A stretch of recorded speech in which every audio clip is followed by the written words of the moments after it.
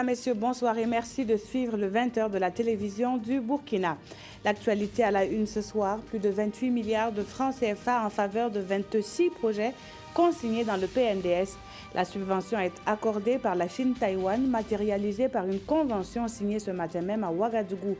Les secteurs concernés vous seront dévoilés dès le début de ce journal.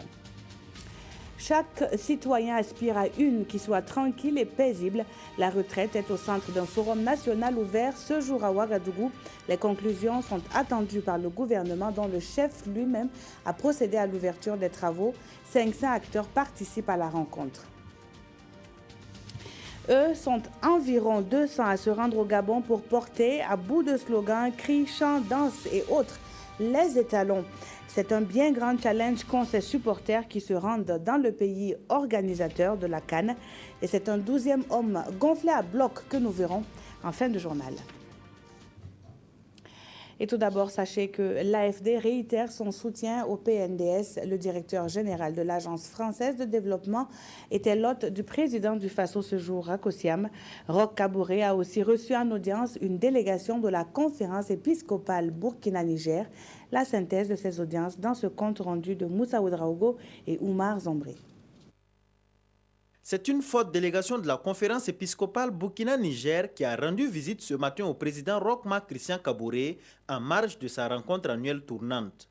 Au président du Faso, la délégation est venue présenter ses vœux de nouvel an. Nous souhaitons réellement que 2017 soit une année meilleure à tous égards et que la paix et la sécurité soient assurées pour tous et que nous puissions réellement travailler à la prospérité de notre pays, avec l'espoir aussi que cette année va nous donner de progresser ensemble sur les chemins de réconciliation. Mais avant la visite de la conférence épiscopale, le président Roch Marc Christian Kaboré a reçu le directeur général de l'AFD, l'Agence française de développement, Rémi Rioux, accompagné par l'ambassadeur de France au Burkina Faso.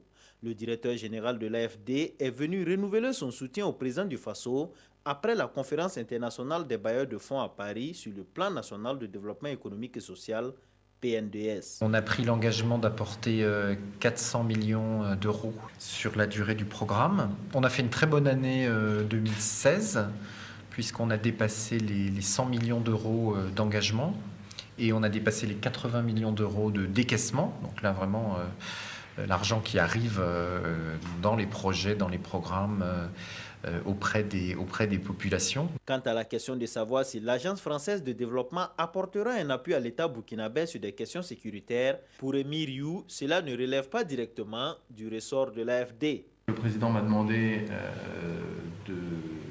d'assurer que la France puisse apporter un appui, une collaboration, une coopération aux forces armées burkinabées. Donc le dialogue entre les forces françaises, Barkhane, et les forces burkinabées est en route. Le président de la République française devrait rencontrer le président du Faso demain à Bamako. J'imagine qu'ils vont évoquer ce sujet-là, qui de toute façon est au menu du sommet Afrique-France de Bamako. Donc notre coopération dans ce domaine est parfaitement en route. Notre coopération se double aussi d'une coopération en matière policière, je dirais, policière et judiciaire, sur les questions de lutte antiterrorisme. Avant de rejoindre Bamako pour le 27e sommet France-Afrique qui débute demain, le directeur général de l'Agence française de développement a aussi rendu une visite de courtoisie au Premier ministre Paul Kabatieba. Et puis justement, la direction de la communication de la présidence du Faso communique que le président du Faso se rendra à Bamako, au Mali, le 13 janvier 2017 pour prendre part au 27e sommet Afrique-France, un nouveau cadre de dialogue permettant à la France et aux pays africains de débattre des questions d'intérêt commun. En marge des travaux du sommet, le président Roch Marc Christian Kaboré aura une rencontre avec la communauté burkinabé donc vivant au Mali et s'entretiendra avec des partenaires bilatéraux et multilatéraux du Burkina Faso. Au lendemain de la tenue du Conseil des ministres, le gouvernement fait le point des grands sujets du moment, la CAN et les investissements dans le domaine des sports, l'organisation du FESPACO et la télévision numérique de terre. Voici des sujets abordés par les 3 membres du gouvernement qui ont animé le premier rendez-vous du gouvernement avec la presse de cette année 2017. Le point avec Koualen Ebié et Maïmouna Traoré. Dans moins de 48 heures s'ouvre la 31e Coupe d'Afrique des Nations. Le Burkina Faso livrera son premier match face au Cameroun à 19h. À ce point de presse du gouvernement, le ministre de tutelle affirme le 11 national a reçu l'accompagnement nécessaire. Le budget prévisionnel pour le premier tour est d'environ 1,7 milliard de francs CFA et les supporters ont pris le vol en fin de matinée pour Libreville. L'objectif visé, franchement, c'est de passer le premier tour, même si nous sommes conscients que ce ne sera pas facile. Avec le Cameroun, qui est vraiment une équipe qui est habituée à remporter la CAN. Le second match aussi, contre le pays organisateur, ça va être très très difficile. Nos garçons, ils en sont conscients. Il faudrait vraiment lutter, batailler, et nous sommes là pour les encourager. Pour faire du sport un levier de développement, le ministère met l'accent sur la construction d'infrastructures sportives, l'amélioration du fonctionnement des clubs et fédérations et la formation. Le ministre Tahirou Bari, lui, veut relever le défi de l'organisation de la 25e édition du FESPACO. Il y a des promesses de financement qui ont été faites. Nous sommes très rassurés quant à la réunion des conditions financières pour que cette 25e édition du FESPACO se tienne dans des conditions véritablement normales. Tahirou Bari est revenu sur le mécanisme de commande d'œuvres d'art pour la décoration des édifices publics et la mise en œuvre du Fonds de développement culturel et touristique en vue de soutenir les opérateurs du domaine. Au ministère de la Communication, on s'active pour une opérationnalisation de la télévision numérique de terre à partir de septembre. Nous allons donc faire un petit tri aléatoire de ménages à qui nous allons donner des décodeurs pour qu'ils puissent, durant cette période, la suivre. Ça va se faire de façon graduelle afin qu'au 30 septembre 2017, l'entièreté du pays soit couverte par la TNT. À cet instant-là, donc, nous aurons une année pour pouvoir cohabiter entre le numérique et l'analogique pour qu'en septembre, donc même date à peu près, 30 septembre 2018, il y ait une extinction totale de l'analogique sur le territoire national. Le processus a connu un léger décalage, mais à ce jour, 8 sites sont en construction. Je vous le disais en titre, plus de 28 milliards de francs CFA ont été alloués au Burkina par la Chine-Taïwan. C'est la concrétisation des engagements pris lors de la 11e commission mixte entre les deux pays. Seront financés 26 projets prioritaires selon le programme national de développement socio-économique. Les détails, Konson Koulibaly et Tanga Kafando nous les donnent. Par cette signature, la République de Chine-Taïwan met à la disposition du gouvernement burkinabé la somme de 28,625 milliards de francs CFA, la concrétisation des engagements pris lors de la 11e commission mixte tenue en septembre 2016. Un financement sous forme de dons pour la réalisation de 26 projets prioritaires dans le cadre du PNDS. Ce qu'il faut saluer parce que la commission mixte, la 11e commission mixte s'est tenue seulement en septembre dernier. Et suite à cette commission mixte et suite aussi aux engagements d'appuyer le plan national de développement économique et social, l'ambassadeur a fait diligence pour que nous puissions signer effectivement cette convention. L'agriculture, la santé, l'éducation, la formation professionnelle, l'économie numérique, l'énergie, la défense, l'environnement et le développement culturel et artistique sont les secteurs qui bénéficient de ce financement. Il y a le projet de Riplevia, il y a aussi le projet d'assistance technique au système d'irrigation et de production de semences de riz de qualité à Bagré. Bon, nous allons continuer nos projets de construction des centres régionaux de formation professionnelle et aussi d'établir le système de certification. Il y a le projet de Une lampe pour l'Afrique. Ce montant constitue donc les premiers milliards des partenaires pour le financement du PNDS et ouvre donc la voie aux autres milliards tant attendus. Et justement, restons dans les chiffres avec celui-ci. 1230 milliards de francs CFA. C'est le montant recouvré au titre des recettes propres et des recettes mobilisées pour le compte du PNDS. L'annonce, c'est le département de l'économie et des finances qui l'a faite au cours d'une conférence de presse. L'objectif était surtout de faire le bilan d'une première année d'exercice, nous disent Adama Guiti et Yolande Lompo. L'adoption du décret portant organisation du ministère de l'économie et des finances a permis une prise en charge efficace des nouvelles missions assignées à ce département.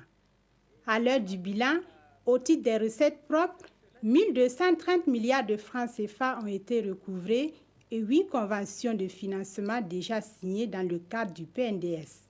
Nous sommes heureux aussi de l'aboutissement de la conférence des partenaires à Paris, la conférence qui a permis de mobiliser, en tout cas d'avoir des intentions de financement du plan national de développement économique et social à hauteur de 18 000 milliards de francs CFA pour un besoin de financement exprimé de 5 570 milliards de francs CFA. Le délai de passation des marchés est passé de 90 jours à 15 jours et les partenaires bilatéraux et multilatéraux ont fait confiance au Burkina Faso. 42 conventions d'un montant global de 656 milliards de francs CFA ont été signées. Un travail a été fait pour lutter contre la fraude et très bientôt, la facture normalisée entrera en vigueur.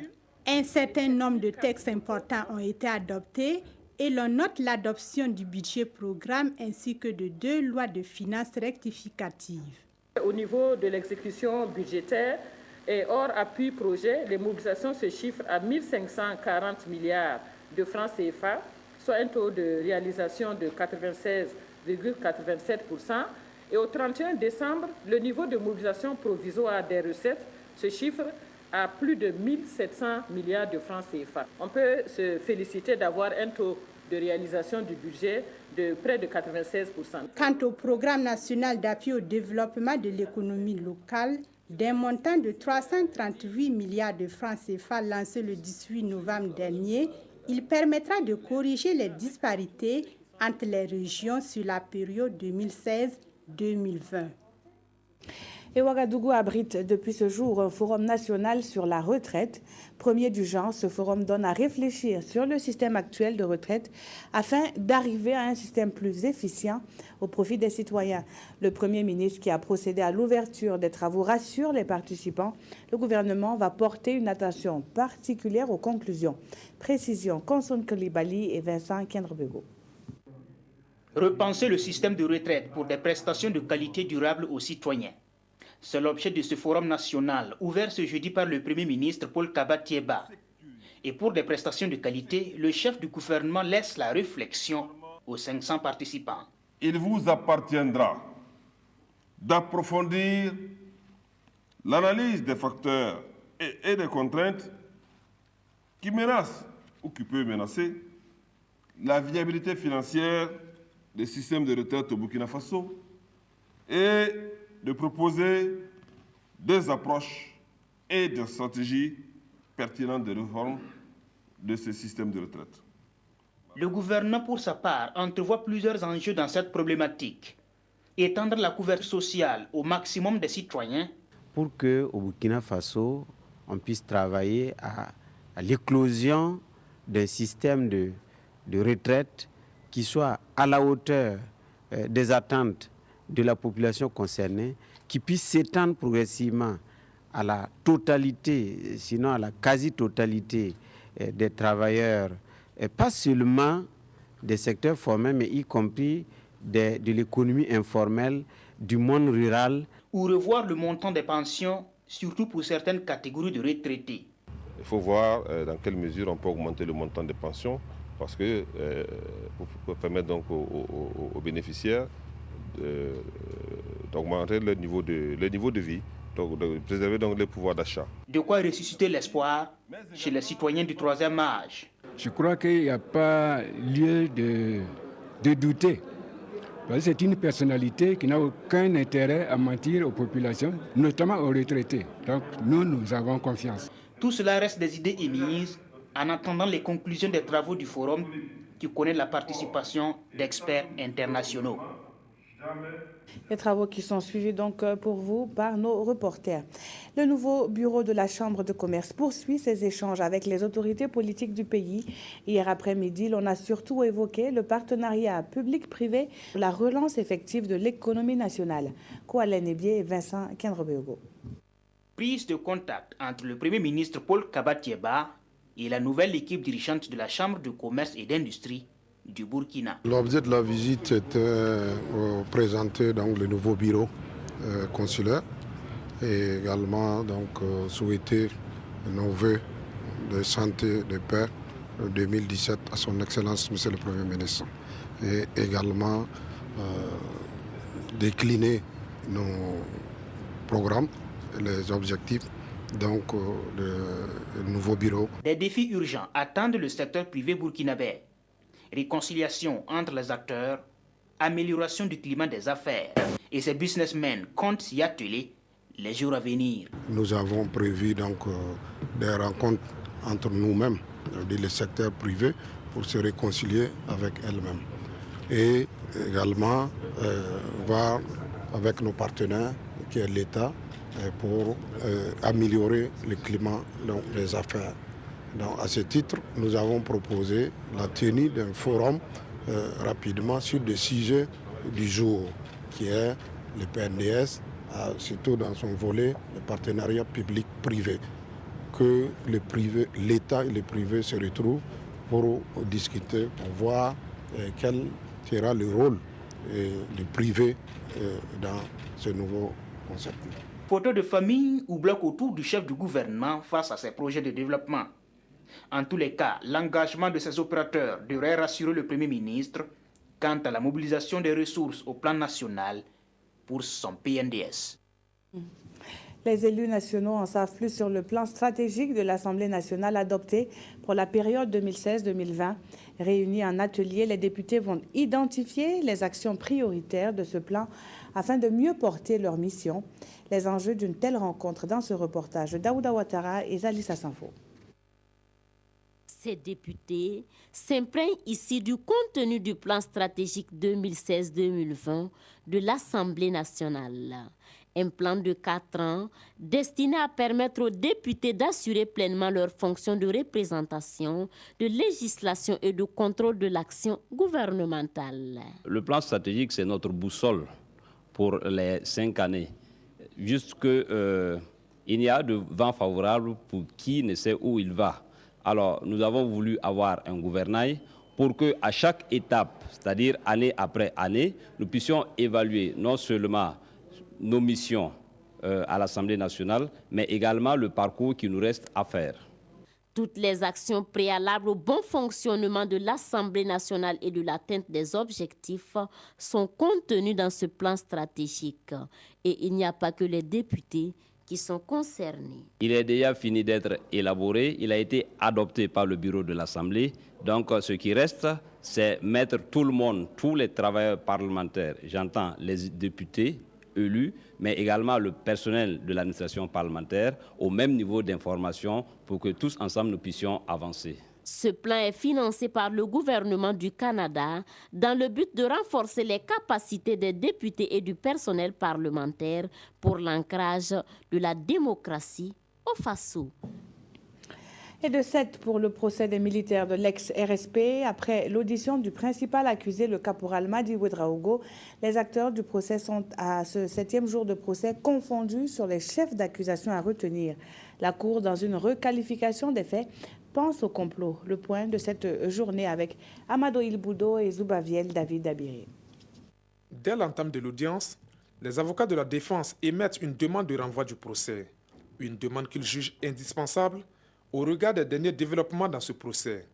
Selon les avocats, pour un procès sur les faits d'association des malfaiteurs et de détention illégale d'armes de guerre et de munitions, l'invite du tribunal à se pencher éventuellement sur l'infraction du complot commande une large concertation entre les conseils des accusés avant les réquisitions. Des réquisitions au cours desquelles le commissaire du gouvernement près le tribunal militaire tentera de convaincre la Cour quant à la culpabilité des accusés. Si l'infraction du complot est retenue par le tribunal, certains accusés risquent la peine à perpétuité. Les avocats estiment donc que cette requalification des faits par le tribunal et ses conséquences de peine plus graves pour les inculpés nécessitent la réouverture des débats. Du reste, ils réitèrent encore ce matin leur volonté d'entendre à la barre les généraux Yacouba Isaac Zida, Pegronoma Zagré et le caporal Ido Claude. Des demandes rejetées par la Cour qui renvoient la reprise du procès au lundi 16 janvier 2017. Un temps qui, selon le tribunal, devra permettre à la défense de préparer ses plaidoiries. La cité du Cavalier Rouge a été choisie pour sa première sortie officielle. Le nouvel ambassadeur des États-Unis au Burkina s'est rendu à Koudougou où est implanté un centre américain. Le fonctionnement de ce centre a été passé en revue par le diplomate qui a également nourri des échanges avec les autorités locales. Paouandrogo, Jean Zongo, Sanoa Christine Koulibaly, reportage. Bref entretien avec le gouverneur de la région du Centre-Ouest qui, en une vingtaine de minutes, a présenté la région, ses potentialités et ses défis. Voici André Nyung à l'université de Koudougou. Là, il est allé s'enquérir du fonctionnement de l'espace américain, fruit de l'excellence des relations entre l'université et l'ambassade. Il y a de gros investissements techniques. Vous avez vu l'écran que nous appelons écran intelligent. Il a coûté autour de 10 millions, ce qui n'est pas rien.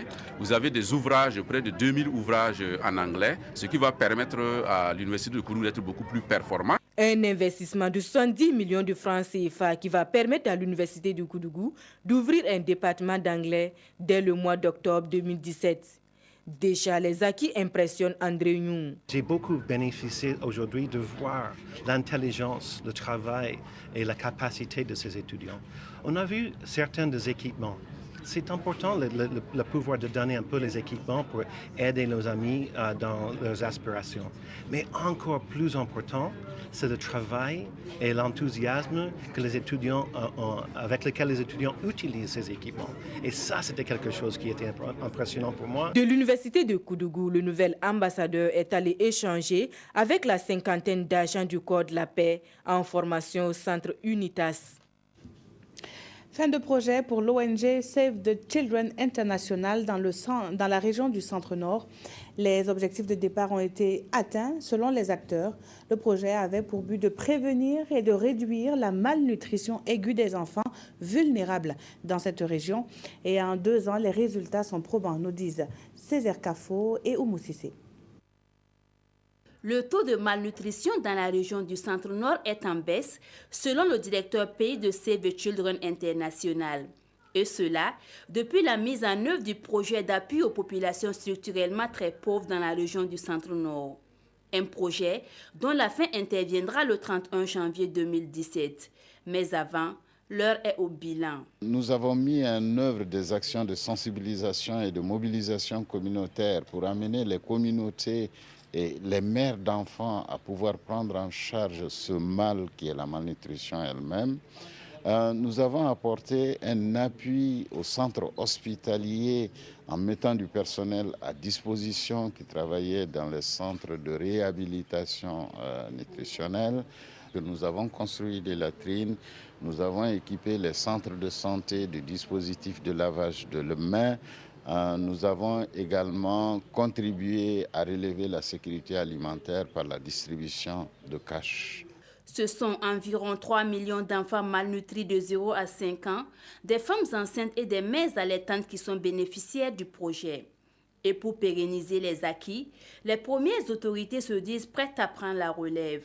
Il y a plusieurs politiques qui sont en train d'être mises en œuvre et ces politiques-là permettront de supplier pour pouvoir poursuivre la pérennisation du projet dans notre région. Malgré la fin du projet, Save the Children International promet maintenir sa présence et son partenariat avec les autorités régionales dans le cadre du projet Victoire sur la malnutrition, projet VIM. Le renfort attendu par les étalons du Burkina a pris le vol cet après-midi pour le Gabon. Le 12e homme est composé de 60 animateurs et plus d'une centaine de supporters pour pousser les étalons le plus loin possible dans cette 31e CAN. Salif Oubelem et Jean-Modeste Ouedraogo étaient à l'embarquement. Reportage.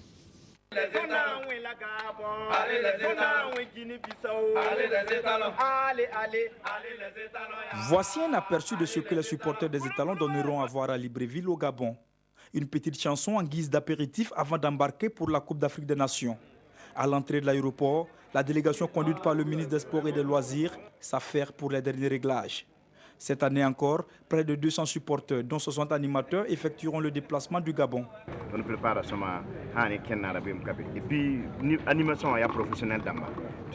Nous sommes bien préparés et puis nous avons des animateurs professionnels. Cette année, 9 régions seront présentes. Si Dieu le veut, tout va bien se passer. Amado, ou la mascotte des étalons, meilleur supporter de la CAN 2015, sera présent. Dans ses bagages, son accoutrement y est soigneusement rangé.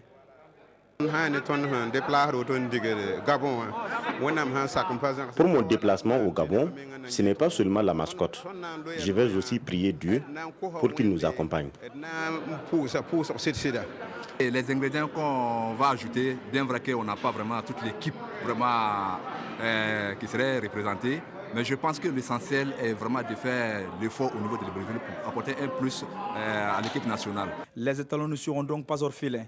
Ils pourront compter sur le 12e homme dès le premier match samedi face au Cameroun à 19h, temps universel.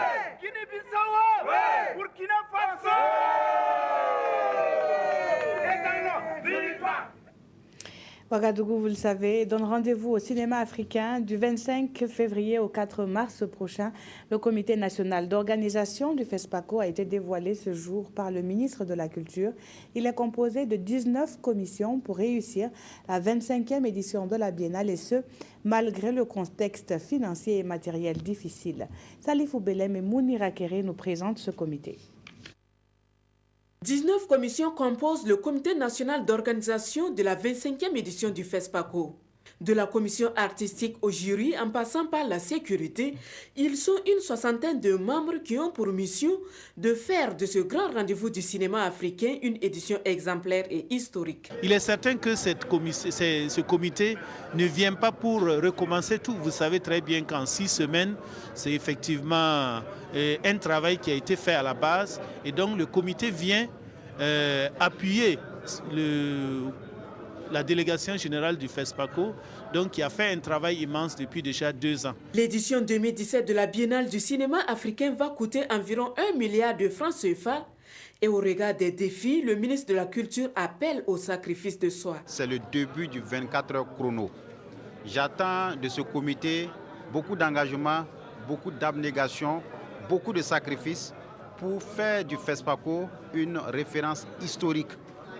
Parce que les défis sont énormes, les conditions financières et matérielles sont très contraignantes.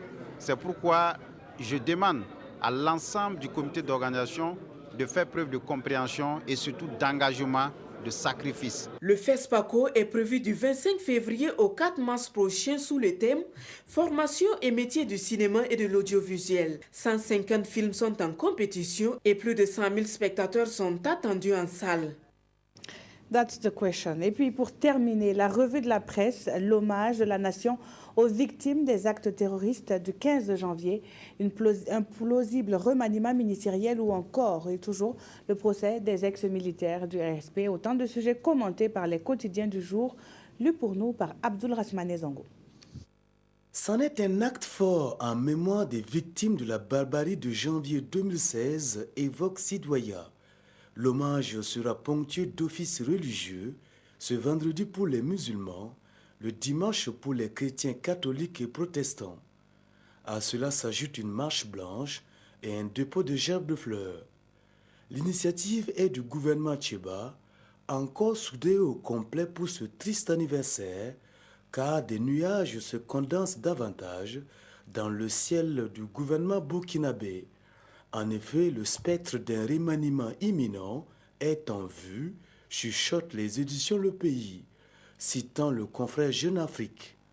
Et sans surprise, le plus Mossi des Samo ou encore le plus Samo des Mossi sera reconduit à son très convoiteux fauteuil et pour cause, selon Jeune Afrique, pour avoir surtout brillamment réussi son examen de passage parisien en décembre dernier. Revenons sur votre série judiciaire ou encore le procès caporal Madi Ouedraogo et compagnie affiche aujourd'hui au Faso, puisqu'il vole la vedette à tout le monde. Parleront pas, se questionne aujourd'hui au Faso au sujet des généraux Pingrenoma et Diendéré, car cités par la présumée tête pensante du projet d'attaque à Lamaka, a ensuite d'autres révélations pour le moins accablantes. C'est une invocation pressante de la défense, confie le journal, et objection du parquet, au motif qu'il n'y a pas nécessité à l'étape actuelle des débats de faire intervenir les généraux cités. Voilà qui met fin à ce journal. Dès demain, vous retrouvez Fousseni Kindo pour le week-end à 20h. Très bonne suite de programmes sur la télévision du Burkina et à bientôt.